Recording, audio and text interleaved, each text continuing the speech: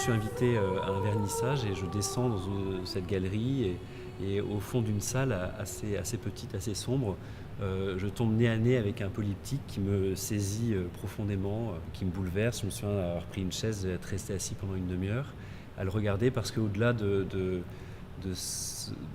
projet artistique, je sentais aussi quelque chose qui me rejoignait dans ma vie spirituelle, avec ces couleurs et cette évocation du Christ en croix, très douce. Et à ce moment-là, me vient comme une évidence cette certitude que je ne peux pas laisser cette œuvre dans le salon de quelqu'un et que sa place, ce sera dans une église. Et donc j'en discute un petit peu avec les artistes qui ont gentiment accepté de m'offrir cette œuvre. Et on l'a accrochée dans l'église, en face de la porte de la sacristie. Et chaque fois que je sortais de la sacristie pour aller célébrer la messe, j'étais face au Christ et ensuite je rentrais.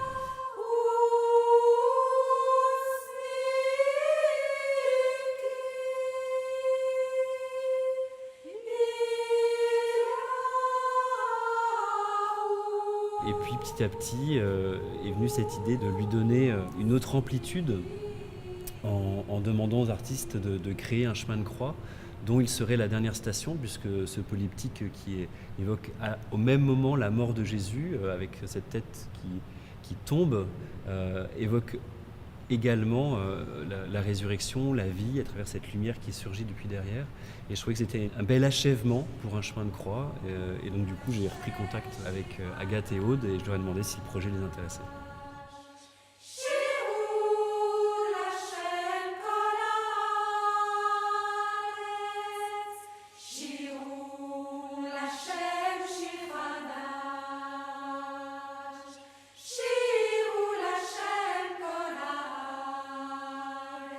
Agathe a proposé de venir me rejoindre à Bruxelles.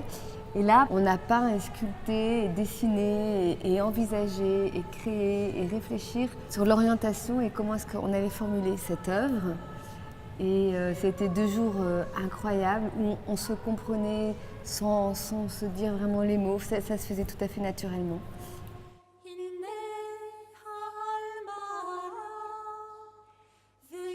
La seule orientation que j'ai donnée, c'est je désire que la base de chemin de croix, ça soit des passages d'évangile.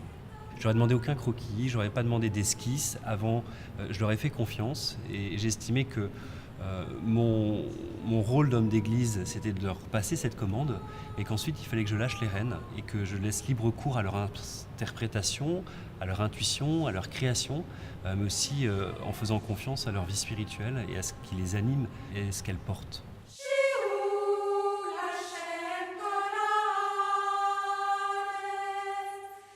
Le fait d'être complètement libérée de toute contrainte m'a permis de vraiment pouvoir retranscrire tout ce que je vois de lumineux dans ce chemin de croix et cette méditation qui nous était proposée de travailler.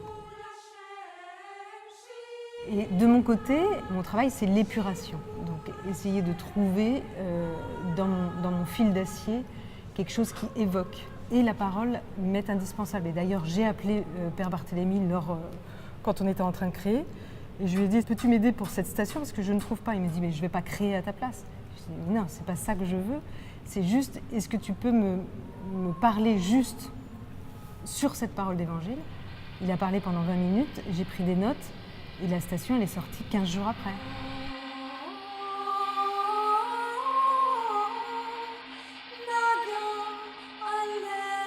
Nos matériaux particulièrement se répondent. Et c'est vrai que ce qui doit se passer dans l'œuvre qu'on travaille ensemble, il semble que ça nous dépasse aussi. Et on a envie l'une et l'autre que nos matériaux se frottent, se côtoient, s'abîment un peu, pour que peu à peu, l'un et l'autre, c'est de l'acier chez toi, c'est de l'acier chez moi, il se crée une tension entre les deux.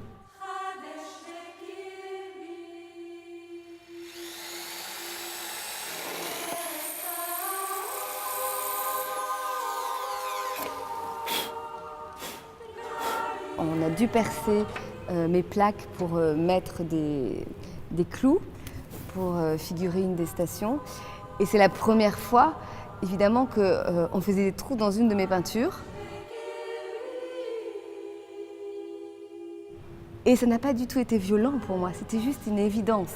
Et cette interaction, cette communion créative, extrêmement forte. Et pour un autre travail, une autre station, il y a la couronne d'épines que Agathe a faite minutieusement, épine après épine, vraiment un travail incroyable. Et j'ai projeté de la couleur rouge pour simuler le sang sur cette couronne. Et je pense que c'est la première fois aussi qu'Agathe avait une œuvre peinturlurée par un autre artiste. Et c'était intéressant parce qu'on l'a fait, en fait, on était l'une et l'autre devant cette station, devant cette plaque en acier qui était par terre. C'est une vraie expérience à vivre, qu'on a vécue ensemble. Et Aude me regardait, elle me dit on y va. Et on était là, oui, on y va. Et c'est fabuleux, quoi.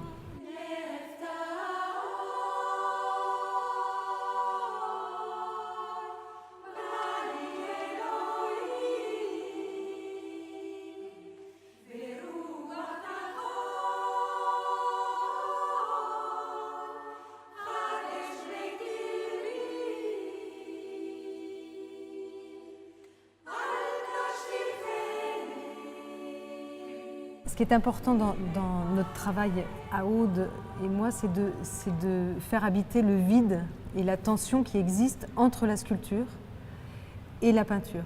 Il y a la sculpture épurée, il y a la peinture où en fait on plonge dans cette lumière et on vit cette lumière, mais entre les deux il y a un vide.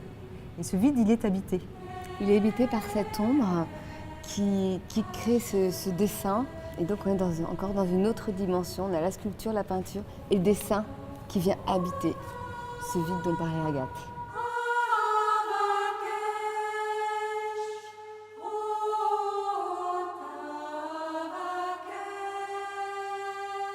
Comment c'est né?